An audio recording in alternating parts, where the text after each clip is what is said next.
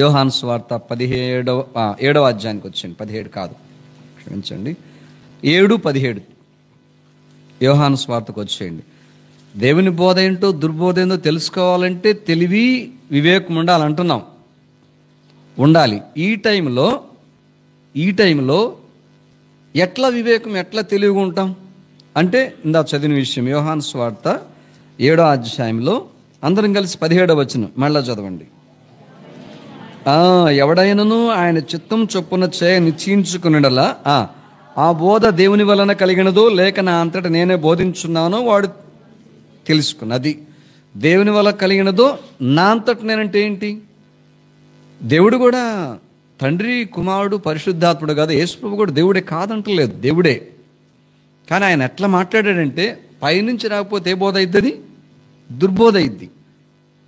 ఆయన్ని అక్కడ మరుగు చేసుకుంటున్నాడు దేవుడు. యేసుప్రభు వారు తండ్రి నుంచి వచ్చిన బోధ ఏంటో, నా వలన వచ్చిన బోధ అంటే యేసుప్రభుని అక్కడ మరుగు చేసుకొని దేవునికి వేరైన బోధ ఏంటో, దేవుని బోధ ఏంటో ఎవరు తెలుసుకుంటారంటే ఆయన చిత్తము చొప్పున చేయ నిశ్చయించుకునేవాళ్ళు.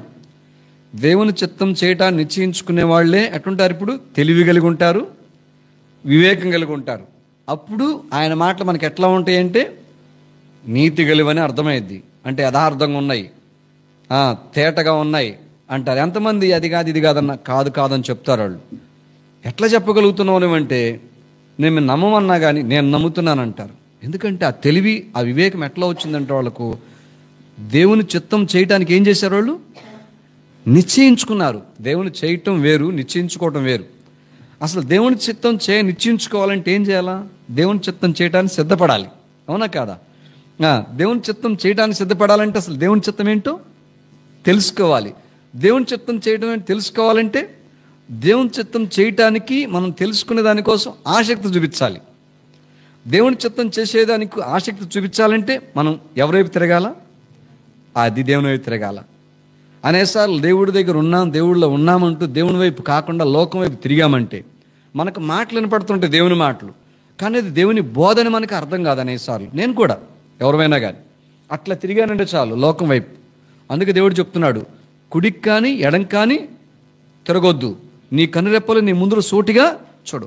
కళ్ళు కాదు, కళ్ళు సరే కళ్ళు చూడాలా, కన్ను రెప్పలు కూడా చూడాలంట ముందుకు సూటిగా. ఏం చూడాలి? కళ్ళు చూస్తాం బాగానే ఉంది, కన్ను రెప్పలా అంతే. కుడికి ఎడంకి తిరగకూడదు అన్నాడు. అంటే అట్లా ఉండి మనం ఎవరిని చూసినట్టు కుడికి ఎడంకి తిరిగితే దేవుని చూసినట్టు కాదు, రక్షణ పొందిన వాళ్ళమే. ఎప్పుడైతే దేవుని చూస్తూ ఉంటామో అప్పుడు మనము దేవుని మీద మనకేం కలిగిద్దంటే ఆసక్తి కలిగిద్ది. ఆసక్తి కాస్త దేవుని చిత్తం చేయాలనిపించింది. ఆ చిత్తం చేయాలనుకున్నప్పుడు లేదు, దేవుని చిత్తం తెలుసుకోవాలనిపించింది.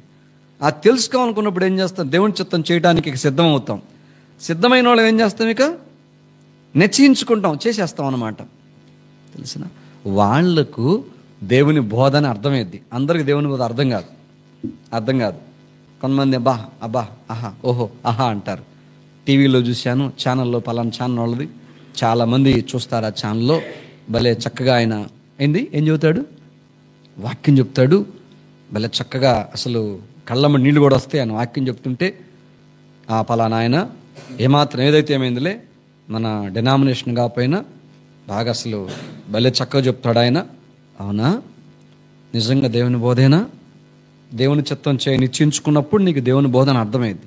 దేవుని చిత్తం చేయటం నిశ్చయించుకున్న వాళ్ళకి, దేవుని చిత్తమే తెలియని వాళ్ళకి, దేవుని పట్ల ఆసక్తి కలిగి దేవుని చిత్తం తెలుసుకున్న వాళ్ళకి ఆ దేవుని బోధ ఏ బోధ అర్థమైద్దా? అర్థం కాదు. ఎవరికంటే రక్షణ పొందామని చెప్తూ రక్షణ వెళ్ళే వాళ్ళకి ఈ విషయాలు. అసలు రక్షణ లేని వాళ్ళు ఏం చేయాలి? రక్షించబడాల్సిందే. యేసుప్రభు రక్తంతో హృదయాన్ని కడుక్కోవాలి తప్పకుండా. కొంతమంది యేసుప్రభు రక్తంతో కడగబడరు. ఏం చేస్తుంటారు? ఇక ఏం చేస్తారు? మంచి బోధన కూడా ఏం చేస్తారు? ఇక చెడ్డ బోధే అంటారు. వాళ్ళకి రక్షణ లేదు కనుక. నేను తిమోతని చెప్పాడు చూడు, సెమినార్ అని పెట్టి చేస్తారని చెప్పేసి రాత్రి మీటింగ్లు. అట్లా వాళ్ళు ఏదైనా మాట్లాడతారు అనమాట. యేసుప్రభుని హృదయంలో చేర్చుకోలేదు కదా. మరి చేర్చుకున్న వాళ్ళు ఏం చేయాలంటే తప్పిపోకూడదు. బోధ మనకు అవసరం. చచ్చిపోయిందా మనకి ఈ బోధ, చనిపోయిందా కూడా దేవుని బోధే మనకు అవసరం.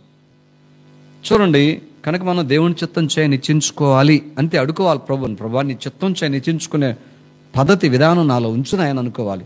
అప్పుడు మనం దుర్బోధ జోలిపోమన్నమాట. చూద్దాం ఇప్పుడు దేవుని బోధ ఎట్లా ఉంటుందో, దుర్బోధ ఎట్లా ఉంటుందో గమనిద్దాం. బైబిల్లో ఉందన్నమాట. సందర్భాన్ని బట్టి మనకు తెలియాలి. ఇప్పుడు తెలుసుకుంటాం, మంచిదే, వాక్యం తెలుసుకోవాలి, మదిలో ఉంచుకోవాలి హృదయంలో. కానీ సందర్భాన్ని బట్టి కూడా మనకు అర్థం కావాలి కదా. అప్పుడు తెలియాలంటే ఆయన చిత్తం చేయడానికి నిశ్చయించుకోవాలి. అప్పుడే దుర్బోధ ఏందో దేవుని బోధ ఏందో అర్థమైంది. ఇప్పుడు చూద్దాం కొన్ని విషయాలు. దేవుని బోధ ఎట్లా ఉంటుంది, దుర్బోధ ఎట్లా ఉంటుంది. ముందు దేవుని బోధ చూద్దాం. లేకపోతే మనం వినేదంతా ఏం బోధ అనుకుంటాం? దేవుని బోధే అనుకుంటాం. అసలు దేవుని బోధ తెలుసుకున్న తర్వాత దుర్బోధ అంటే ఎట్లా ఉంటుందో కూడా అర్థమైపోయింది. చూడండి దేవుని బోధ ఎట్లా ఉంటుంది. అక్కడ యోహాను సువార్త చూడండి 17వ అధ్యాయంలో 7వ అధ్యాయంలో ఇందా 17వ వచనం చదివాం కదా, దాని తర్వాత వచనం 18వ వచనం. యోహాను సువార్త 7వ అధ్యాయం 18వ వచనం. దేవుని బోధ ఎట్లా ఉంటుంది చదవండి. తనంతట తానే బోధించువాడు స్వకీయ మహిమను వెదుకును, గాని తన్ను పంపిన వాని మహిమను వెదుకువాడు సత్యవంతుడు, ఆయన యందు ఏ దుర్నీతి లేదు. మనం చూసాం సామెతలు 8:8 ఏం చూసాం? ఆయన మాటలు ఎట్లాంటివి? ఆయన నోటి మాటలన్నీ నీతి కలిగినవి. దాంట్లో ఏముండదు? దుర్నీతి ఉండదు. అంటే ఆయన బోధలు ఏమి లేదు, దుర్నీతి బోధ కాదు, దుర్బోధ ఉండదు. ఇక్కడ ఉంది మనం చదివిన 18లో ఏమని? ఆయన యందు ఏ దుర్నీతి లేదు. దుర్నీతి లేనటువంటి దేవుని నుంచి దుర్నీతి లేని బోధే, నీతి బోధే వచ్చింది. అంటే ఏం బోధది? తనంతట తానే బోధించువాడు స్వకీయ మహిమను వెదుకును, కానీ తన్ను పంపిన వాని మహిమను వెదుకువాడు సత్యవంతుడు. ఇప్పుడు దేవుని బోధలో ఏముంటుందంటే దేవునికి మహిమ ఉంటుంది, గుర్తుపెట్టుకోండి. అది దేవుని మహిమను వెదుకే వాళ్ళే దేవుని బోధ చేసేవాళ్ళు. దేవుని మహిమను చూడాలి మనం. అంటే మనం వినే బోధలో, మనం చేసే బోధ అయినా వినే బోధ అయినా, చేస్తేనే కదా వినేది, చేయకపోతే వినరగ బోధను. అందుకే మనం వినే బోధ ఎట్లాంటిదంటే వచ్చే బోధలు ఉంటాయి అన్నమాట. ఇంకెన్ని బోధలు వినాలి లోకంలో, రకరకాల బోధలు. అబ్బో వాక్యం చాలా తెలుసులయ్యా, మాకు కూడా చాలామంది ఉన్నారులయ్యా, మీకంటే బాగా చెప్పేవాళ్ళు ఉన్నారులయ్యా, మాకు తెలుసులయ్య అనేవాళ్ళు. అబ్బో ఇంకా లోతైన మర్మాలు చెప్తారయ్యా, బైబిల్ స్టడీ చేస్తారయ్యా, బైబిల్లో రకరకాల కోర్సులు ఉంటాయి, అవి చేసేస్తారయ్యా, మీకు తెలియని మాకు చాలా తెలుసు, వాళ్ళు తెలుసాయి అన్నారనుకో. ఎన్ని తెలిసినా కానీ వాళ్ళు ఎందుకు బోధిస్తున్నారు? దేవుని బోధ కాదా అంటే దుర్బోధ అని తెలియాలంటే మొదట ఏంటంటే వాళ్ళు చూస్తుంటే అక్కడ ఎట్లుంటుందంటే వాళ్ళ బోధ వాళ్ళ మహిమను వెతుకుంటుంటారు. అది కాకుండా దేవుని బోధ అంటే ఎట్లుంటుంది? దేవుని మహిమను వెతుకుతుంటారు. గుర్తుపెట్టుకోండి, దేవుని బోధకు దేవుని బోధ కాని దుర్బోధకు తేడా. దేవుని మహిమను వెతుకుతారు. దేవుని మహిమ వెతికే బోధ ఎట్లా ఉంటుంది తెలుసా? ఎట్లా ఉంటుందంటే చూడండి, గమనించండి మీరు. దేవుని మహిమను వెతికే వాళ్ళు ఎట్లుంటారు? అపోస్తలుల కార్యములు చూడండి. అపోస్తలుల కార్యములు 15వ అధ్యాయంలో 25, 26 కలిసి ఉంటాయి, చదవండి. అపోస్తలుల కార్యములు. మనం పొరపాటు పడకూడదు. దేవుని బోధ మనం వినేది, లేదా మనం వినేది లోకంలో రకరకాల దుర్బోధల బైబిల్ పట్టుకొని, లేదా మనం కూడా ఎట్లా ఉంటున్నాం, మనం ఏ బోధలు వింటున్నాం, మన సంఘాల్లో కూడా, మన స్థానికంలో కూడా గమనించాలి కదా. అది ఇప్పుడు దేవుని మహిమ కోసం బోధించేవాళ్ళు ఇక్కడ ఉన్నారు. అపోస్తలుల కార్యములు గుర్తుపట్టొచ్చు వాళ్ళను. అపోస్తలుల కార్యములు 15, 25, 26 కలిసి ఉన్న చదవండి. గనుక మనుష్యులను ఏర్పరచి మన ప్రభు అయిన యేసుక్రీస్తు పేరు కొరకు తమ్మును తాము అప్పగించుకుని బర్నబా, పౌలు, చాలు, 2 పేర్లు లిఖించబడ్డాయి. ఇంకా అనేక మంది బైబిల్లో ఉన్నారు. ఇంకా బైబిల్ తర్వాత కూడా వచ్చిన భక్తులు ఉన్నారు, అనేక మంది ఉన్నారు. మరి ఎవరి పేరు కొరకు? వాళ్ళు దేవుని పేరు కొరకు, అంటే దేవుని మహిమ కొరకు ఏం చేయాలా? దేవుని పేరు తెచ్చేవాళ్ళు, అంటే దేవుని మహిమ కోసం బోధించేవాళ్ళు, బోధకులు అన్నమాట. దేవుని బోధ అంటే ఏం చేస్తారు? వాళ్ళు తమ్మును తాము అప్పగించుకుంటారు. గుర్తుపెట్టుకోండి, అది తమ్మును తాము అప్పగించుకుంటారు. ఇదే మాట మీరు చూస్తే అర్థమైద్ది. ఇక సేమ్ వాళ్ళు దేవుని బోధ అంటే వాళ్ళ బోధలో దేవుని చూపిస్తారు. వాళ్ళ బోధలో అంటే వాళ్ళ ప్రవర్తనలో, వాళ్ళ క్రియల్లో, వాళ్ళ ఆలోచనలో, వాళ్ళ ప్రతి పనిలో దేవుని చూపిస్తారు వాళ్ళ బోధలో. చూడండి, తమ్మును తాము అప్పగించుకున్నారనుందా? ఇప్పుడు ఈ మాట ఇలా ఉంచి ఇక్కడ మనం ఇప్పుడు చూడాల్సిన విషయంకి వస్తే 1 పేతురు చూడండి. 1 పేతురు 2వ అధ్యాయానికి వచ్చేయండి. 1 పేతురు 2వ అధ్యాయం మొదటి పేతురు 2వ అధ్యాయం, మొదటి పేతురు 2వ అధ్యాయానికి వచ్చేయండి. 23వ వచనం చదవండి. 23వ వచనం. దేవుణ్ణే చూపిస్తారు వాళ్ళు. దేవుని బోధలో దేవుణ్ణే చూపించేది ఉంటుంది అన్నమాట. ఆయన దూషింపబడి బదులు దూషింపలేదు, ఆయన శ్రమ పెట్టబడి బెదిరింపక న్యాయముగా తీర్పు తీర్చు దేవునికి తన్ను తాను అప్పగించుకున్నాను. చూడు, యేసు వారి దారిలో పోతారు, వాళ్ళ యేసు వారిని చూపిస్తుంటారు. వాళ్ళ బోధలు అట్లుంటుంది అనమాట. అంటే వాళ్ళు ఏం చేస్తుంటారంటే, వాళ్ళు ఏమన్నా వచ్చినా దూషించే వాళ్ళని ఏం చేయరు, వాళ్ళు దూషించరు. తన్ను తాను ఎట్లా అప్పగించుకున్నాడో తండ్రికి కుమారుడైన యేసు వారు, తండ్రి అయిన దేవునికి కుమారుడైన దేవుడు యేసు వారు అప్పగించుకున్నాడు. మనం చూసిన అపోస్తల కార్యములు 16:25-26లో కూడా ఏముంది, దేవుని పేరు కొరకు తమ్మును తాము ఏం చేశారు వాళ్ళు, అది గుర్తుపెట్టుకోవాలి. అంటే ఏంటి, దేవుని పేరు కొరకంటే అప్పగించుకోవటం అంటే వాళ్ళు తిట్టే వాళ్ళని ఏం చేయరు, తిట్టరు. కొట్టే వాళ్ళని ఏం చేయరు, కొట్టరు. రీజన్ ఉంటే మాట్లాడతారు, చెప్తారు పద్ధతి. ఎందుకంటే దేవుని పట్ల ఉన్న భయభక్తులను బట్టి ఏమొస్తుందంటే వాళ్ళు ధైర్యంగా ఉంటారు. మరి సామెతలు 28:1లో ఉంది కదా, నీతిమంతులు ఎట్లా ఉంటారు, సింహం వల్ల ధైర్యంగా ఉంటారు. దాన్నే కొట్లాట, తిట్లాట, పోట్లాట అంటే మనం ఏం చేయలేం. సింహంలా ధైర్యంగా ఉంటారు వాళ్ళు, ఉన్నది ఉన్నట్టుగా మాట్లాడుతుంటారు. కానీ తిట్టారంటే ఏం చేయరు. మరి మనం చేసే బోధ ఎట్లాంటిది ఆలోచించుకోవాలి, మనం వినే బోధ ఎట్లాంటిది ఆలోచించుకోవాలన్నమాట. ఇంకా వీళ్ళు ఏం చేస్తారంటే, దేవుని బోధ చేసేవాళ్ళు ఎట్లుంటారంటే, వినండి ఇంకా చూడండి. ఇంకా అపోస్తల కార్యముల్లో మనం చూడాల్సిన 20 అధ్యాయానికి వచ్చేయండి. అపోస్తల కార్యములు 20వ అధ్యాయం. అపోస్తల కార్యములు 20వ అధ్యాయం. దేవుని బోధ అంటే ఎట్లా ఉంటుంది, ఇది మనం కనిపెట్టాలి. అపోస్తల కార్యములు 20వ అధ్యాయంలో 20-21 కలిసి ఉంటాయి, చదవండి. 20-21 వచనాలు కలిసి ఉంటాయి, చదవండి. మరియు ప్రయోజనకరమైనది ఏదియు దాచుకొనక బహిరంగముగాను ఇంటంటను మీకు తెలియచేయచ్చు, బోధించుచు దేవుని ఎదుట మారు మనసు పొంది మన ప్రభువైన యేసుక్రీస్తునందు విశ్వాసముంచవలనని యూదులకును గ్రీసు దేశస్థులకును ఎలాగ సాక్ష్యమించుచుంటినో ఇదంతా మీకు తెలియను. బోధించుచు, చూసారా, బహిరంగముగా ఇంటంట మీకు తెలియజేయచ్చు, బోధిస్తున్నామంట. ఈ బోధ ఎట్లాంటిదంటే, చూడు, ప్రయోజనకరమైనది ఏదియు దాచుకొనక. అంటే ఏంటి, దేవుని బోధ చేసేవారిలో స్వార్థం ఉండదు. అర్థమవుతుందా? అది దేవుని మహిమను వెతుకుతుంటారు, దేవుని మహిమ ఉంటుంది ఆ బోధలో, దేవునికి మహిమ వస్తుంది ఆ బోధలో. అది ఎట్లా కనిపెట్టొచ్చు దేవుని బోధ అంటే, వీళ్ళు అనేవారిని అనరు, తిట్టేవాళ్ళని తిట్టరు, కొట్టేవాళ్ళని కొట్టరు. తర్వాత ఏం చేస్తారంటే, వీళ్ళు స్వార్థంగా ఏది ఉండదు వాళ్ళ దగ్గర. కనుక స్వార్థముతో ఉండి బోధిస్తే అది దేవుని బోధ కింద రాదు. స్వార్థం ఉండదు వాళ్ళ దగ్గర. వీళ్ళకి ప్రయోజనం అంటే చాలు, అది దేవుడు చెప్పమంటే చెప్పేస్తారు వాళ్ళు. ఇక వాళ్ళు ఏమనుకున్నా కానీ, వాళ్ళు ఏమన్నా వ్యతిరేక్తంగా ఉన్నా కానీ వినేవాళ్ళు. అది దేవుని బోధ అంటే. యేసు వారి నుంచి కూడా ఉంది కదా ఈ మాట. ఆయన ఏం చేస్తాడు, నువ్వు సత్యవంతుడు అని అనిపించుకున్నాడు, నువ్వు యథార్థంగా మాట్లాడతావు అనిపించుకున్నాడు, నువ్వు మొహమాటం లేనివాడు అని అనిపించుకున్నాడు. తెలుసునా, లోపిరికి ఎలిపిరిగ్గా ఉండేవాళ్ళు బోధించరు. ఇది దేవుని బోధ. ఇలాంటి బోధ మన దగ్గరికి వస్తే ఎవరు మాట్లాడినా మనం ఏం చేయొచ్చు, ఆ బోధలు వినొచ్చు. ఇంకా దేవుని బోధ ఎట్లుంటుందంటే, చూడండి దేవుని బోధ అక్కడే 19వ అధ్యాయం, అపోస్తల కార్యములు 19వ అధ్యాయంలో మనం చూడాల్సింది 26వ వచనం చదవండి. 26వ వచనం చదవండి. అయితే చేతులతో చేయబడినవి దేవతలకు కావని పౌలు చెప్పి ఎఫెసులో మాత్రమే కాదు, దాదాపు ఆసియందంతటా బహుజనమును ఒప్పించి త్రిప్పి ఉన్న సంగతి మీరు చూచియు వినియు నున్నారు. ఏం చేస్తారు, బహుజనాలను దేవుని వైపు తిప్పుతారు. అది ఎడు తిప్పుతారు, ఒప్పించి ఏం చేశాడంటే జనాన్ని, ఏం చేశాడు, అది బహుజనమును ఒప్పించి త్రిప్పి ఉన్న సంగతి మీరు చూచి విని ఉన్నారు.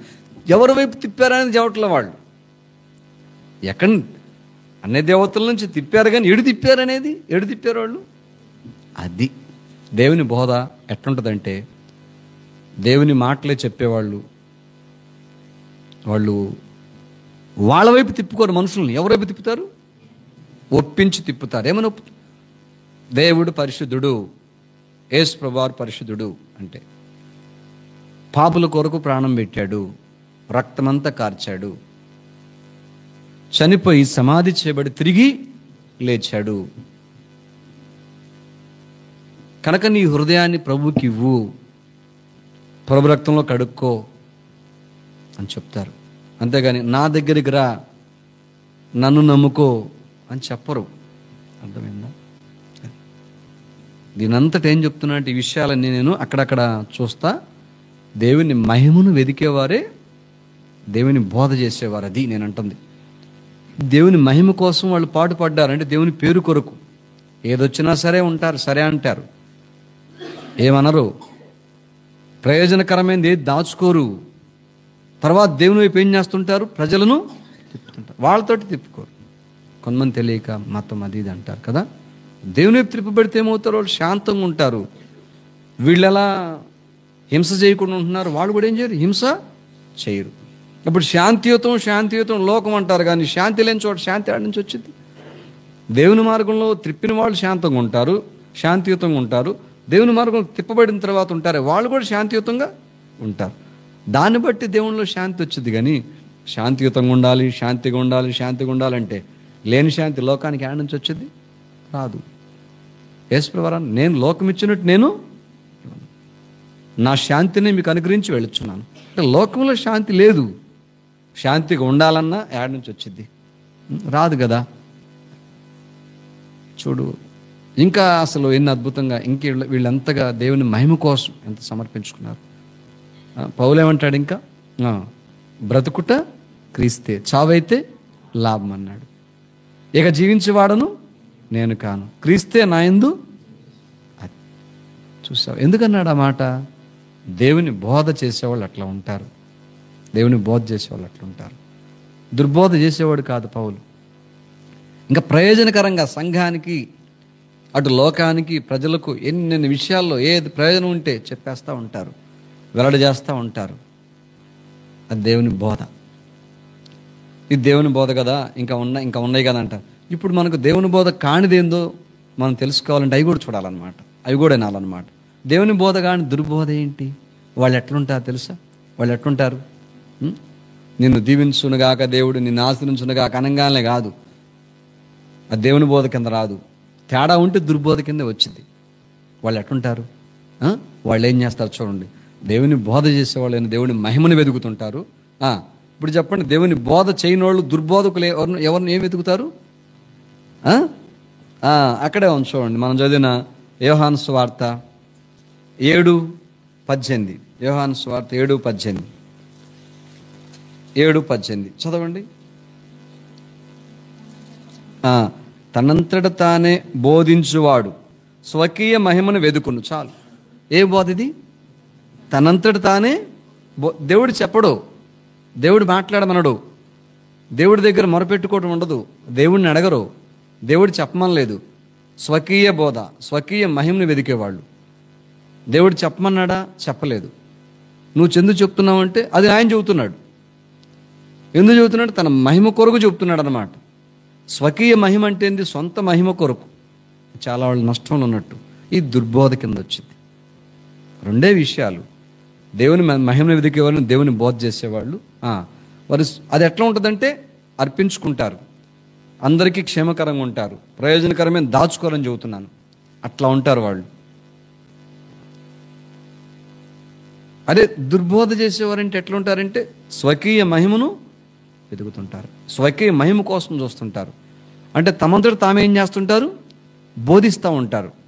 ఎందుకు? ఎట్లా ఉంటుంది వీళ్ళ సాక్ష్యం? వీళ్ళ సాక్ష్యం చూడండి. మత్తయి సువార్త, ఈ బోధకులు చూడండి ఎట్లుంటారు. మత్తయి సువార్త 28వ అధ్యాయానికి వచ్చేయండి. మత్తయి సువార్త 28వ అధ్యాయానికి వచ్చేయండి.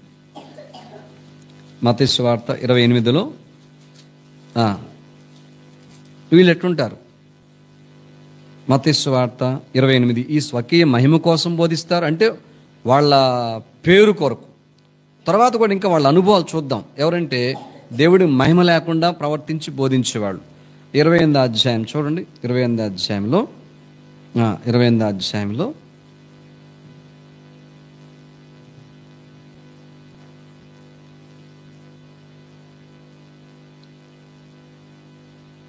15వ వచనం చదవండి.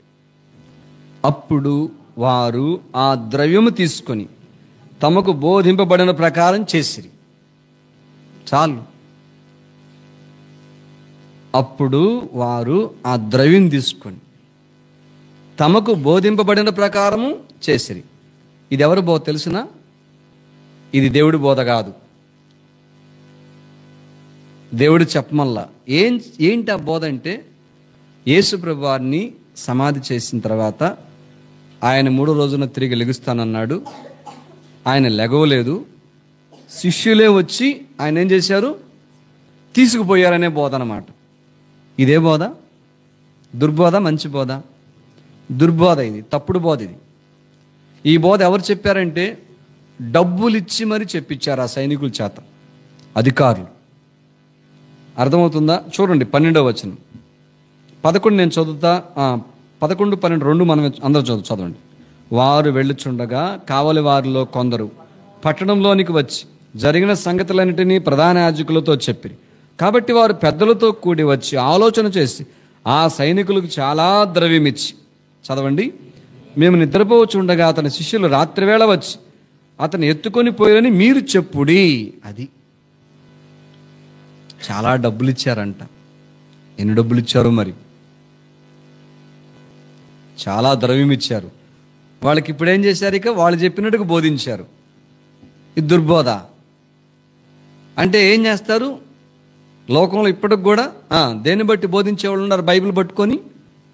దేన్ని బట్టి? క్యాష్. దేన్ని బట్టి? డబ్బు. డబ్బును దృష్టిలో పెట్టుకొని బోధించే వాళ్ళు ఉన్నారా? దుర్బోధది. జాగ్రత్త.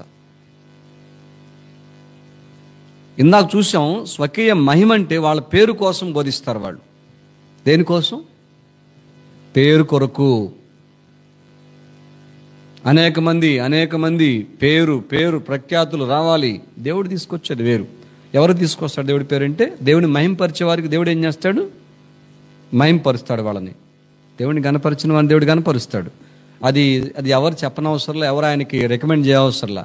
ప్రభువా ఈ వ్యక్తిని గణపరచవా, ఈ వ్యక్తిని గొప్ప చేయవా అని అనవసరంలా. ఎవరిలాగా? జబదే కుమారుల తల్లుందే యాకోబు యోహాను తల్లిలాగా అనవసరం లేదు. అమ్మచ్చి అంటది కదా అన్నమాట. ఏమంటది? అయ్యా నీ రాజ్యంలో ఈ నా 2 కొడుకులు ఏం చేస్తావు? ఇక్కడ కాదులయ్యా, ఇక్కడ కాదు. ఎక్కడ? పరలోక రాజ్యంలో. ఎవరు? నా కొడుకులు. ఎవరోళ్ళు? నా కుమారులు. ఎవరోళ్ళు? యాకోబు యోహాను. నీ కుడి పక్కన ఒకళ్ళు, ఎడ పక్కన ఒకళ్ళు కూర్చోబెట్టుకయ్యా అంటే దేవుడు ఏమైనా అన్నాడు అన్నమాట? అది నా వశంలో లేదన్నాడు. అది నా వశం లేదన్నాడు దేవుడు. అలాంటి రికమెండ్ చేయవసరంలే. ప్రభువా ఈ బ్రదర్ని సిస్టర్ని అయ్యా వీళ్ళని గణపరచంటే దేవుడు అంటాడు, నువ్వు చెప్పపోయినా గణపరుస్తా, నువ్వు చెప్పినా గణపరచను. ఎందుకంటే నా బోధ వారిలో ఉంది. నా బోధ ఇతరులకు చెప్తున్నారు కనుక నేను గణపరుస్తాను. నా బోధ లేదు, దుర్బోధ, ఎట్లా గణపరుస్తాను? గణపరచను అంటాడు. చూడు, వాళ్ళ మహిమ కోసం బోధించారే, అది దుర్బోధ. ఇంకోటి ఇట్లా ఉంటారన్నమాట దేవుని దుర్బోధకులంటే. తర్వాత ధనం కోసం బోధించేవాడు. చూడు, ఎంత ఎంత ఎంత ఎంత ఎంత ఎంత నీకు చెప్పు, నువ్వు చెప్పు కాదు, నువ్వు చెప్పు. సరిపోయింది. నువ్వు చెప్పు. ఎంత దుర్బోధ అంటే, అలాంటి మనస్సాక్షితో బోధ చేస్తే దేవుని బోధ అయిద్దా? అది దేవుడి బోధ? తన బోధ అయిద్దా? తన బోధ అయిద్ది. చూడు, వాళ్ళు డబ్బు తీసుకొని దుర్బోధ చేశారు సైనికులు. తెలుసా? చాలా ద్రవ్యం ఇచ్చారంట దుర్బోధ కోసం. కానీ దేవుడిని గణపరిస్తే గణపరుస్తుంటాడు దేవుడు. వాళ్ళకి ఎంతైనా చేస్తాడు దేవుడు, ఎంతైనా ఇస్తాడు, ఏదైనా చేస్తాడు. ధనం వెంటబడుద్ది, గౌరవాలు వెంటబడతాయి. అర్థమైందా? వస్తువులు వెంటబడతాయి, వస్త్రాలు వెంటబడతాయి, వాళ్ళు వెంటబడతానే ఉంటాయి అన్నమాట. ఎందుకంటే వాళ్ళు ఎవరు? దేవుని బోధ చేసిన వాళ్ళు, అంతే వాళ్ళు. కానీ దుర్బోధకులు ఏం చేస్తారు? ఉన్నది పోయింది. బిలాం ఉన్నాడు కదా, తప్పు త్రోవ నడిచాడు అన్నమాట. దుర్నీతి వలన కలిగే బహుమానాన్ని కోరుకున్నాడు. పేతురు పత్రికలో ఉంది, దుర్నీతి వలన కలుగు బహుమానం కావాలంట ఆయనకి. ఏ నీతి వలన అంటే తప్పుడు బోధ చేసేవాడు అన్నమాట. తప్పుగా బోధ చేశాడు ఎవరికి? బాలాకు. ఇజ్రాయెల్ ప్రజలకు ఉరియొడ్డమని ఏం చేస్తారంటే ఆ ప్రజలను, ఆ అన్య ప్రజలను, వాళ్లకు స్త్రీలను వీళ్ళ చేత వ్యభిచరింపజేయడానికి వాళ్ళని తీసుకురండి, వాళ్ళు పడిపోతారు, వాళ్ళు నష్టపోతారు. అట్లయినా నీకు ఎందుకు అంత దాగిపోయాడు అసలు బిలాం? ఎందుకు పోయాడు? దేవుడు వద్దని చెప్పాడు కదా, వారిని దీవించబడ్డ ప్రజలు అన్నాడు ఇజ్రాయెల్ ప్రజలు. సరే ఊరుకున్నాడు కదా, మరి ఇదెవరు చెప్పారు ఈ బోధ ఆయనకు? బిలాంకి ఎవరు చెప్పారు? ఈయన వదలట్లేదో, మరి ఈయన వదలట్లేదో. అప్పటికి ఇక చాలయ్యా, నువ్వు నన్ను తీసుకొచ్చి ఆశీర్వదించుతున్నావు, నువ్వు దీవించమని చెప్తే ఇక చాలు, నువ్వు వెళ్ళిపో, నువ్వు నాకు వద్దులే అన్నట్టుంటుంది. ఎవరిది? బాలాకు పరిస్థితి. కానీ తర్వాత ఏముంటుందంటే బహుశా ఈయనే వెంటబడ్డాడేమో. ఓ పని చేయి, అయితే ఓ పని చేయి, ఏం చేస్తావు? స్త్రీలను ఏం చేయాలా? వాళ్ళ చేత వ్యభిచరింపజేసేటట్టు చెయ్యి. చూడు ఎంత చండాలమైన బోధ, దుర్బోధ.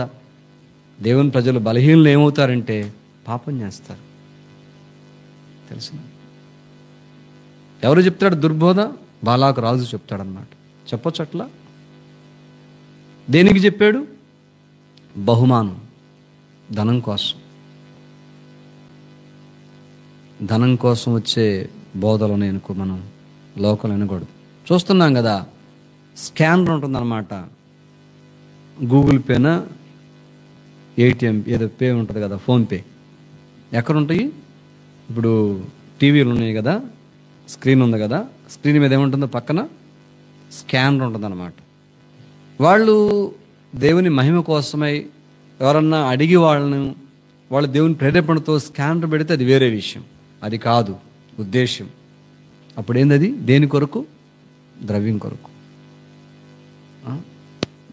మీరు దేవుని పని కొరకు సహకరించండి, దేవుని పని కొరకు మీ కానుకలు అర్పించండి, దేవుని పని కొరకు మీరు ముందుకు రండి. మోషే కూడా చెప్పాడు, దేవుడు చెప్పించాడు. ఎవరు చెప్పించాడు? దేవుడు మోషే ద్వారా. ఎవరు చెప్పించాడు ఆ మాట? ఏ ప్రజలకు? ఇశ్రాయేల్ ప్రజలకు. కానీ అనులు చెప్పించాల. ఈ రోజుల్లో టీవీలు ఎవరెవరు చూస్తుంటారు? దేవుని ప్రజలు చూస్తుంటారు. ఇంకెవరు చూస్తారు? అనులు కూడా చూస్తారు. ఇప్పుడు దేవుని నామానికి ఏం కలిగిద్ది? అవమానం. మోషే ప్రకటన చేయమంటే చేశాడు. వాళ్ళ ప్రేరేపణతో, మనసుతో ప్రేరేపణతో ఎవరైతే ముందుకు వస్తారో వాళ్ళ దగ్గర, అర్పణతో వచ్చిన వాళ్ళ దగ్గర తీసుకోమని చెప్తే వాళ్ళు సంఘానికి, దేవుని ప్రజలకు చెప్తాడు, ఇజ్రాయెల్ ప్రజలకు. ఈనాడు ఎక్కడ చెబుతున్నారు? టీవీల్లో. తెలుసా దాని పరమ ఉద్దేశం ఏంటో, వాళ్ళ పరమార్థం, వాళ్ళ ఉద్దేశం ఏంటో మనకు అందరికి అర్థం కాదు, అందరి గురించి. కనుక దుర్బోధ అంటే ఒక పేరు సంపాదించటమే కాదు, రెండోది ఏముంటుంది వాళ్ళ దగ్గర? ధనం కోసం కూడా బోధిస్తారు. జాగ్రత్త. ప్రతిపాడులు ఉన్నప్పుడు విశ్వాసంగా మేము ఒక అక్క ఉండేది,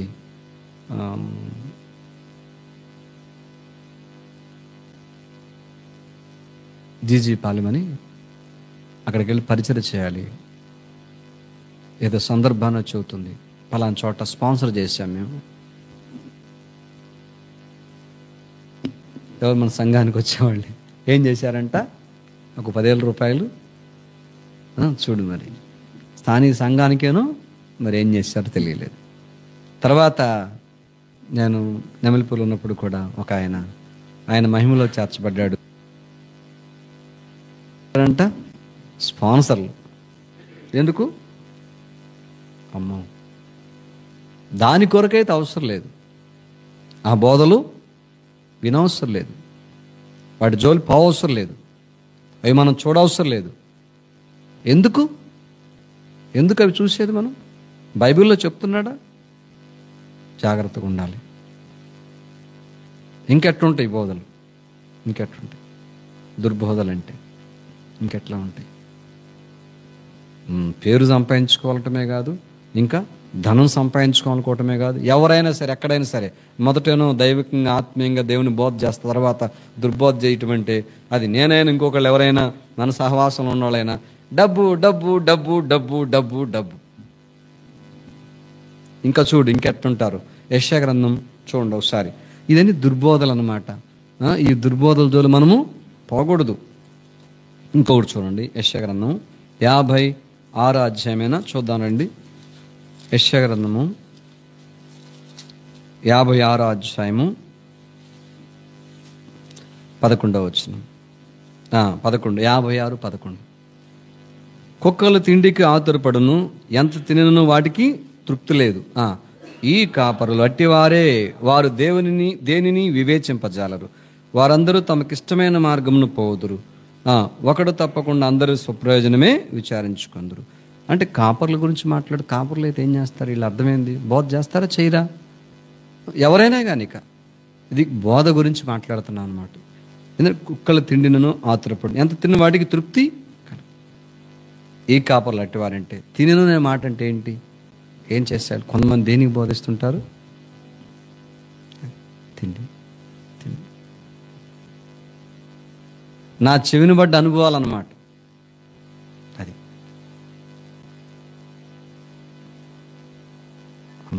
తింటానిక బోధించేది, తిండిని దృష్టిలో పెట్టుకుని బోధించేది. దేనికి బోధించేది?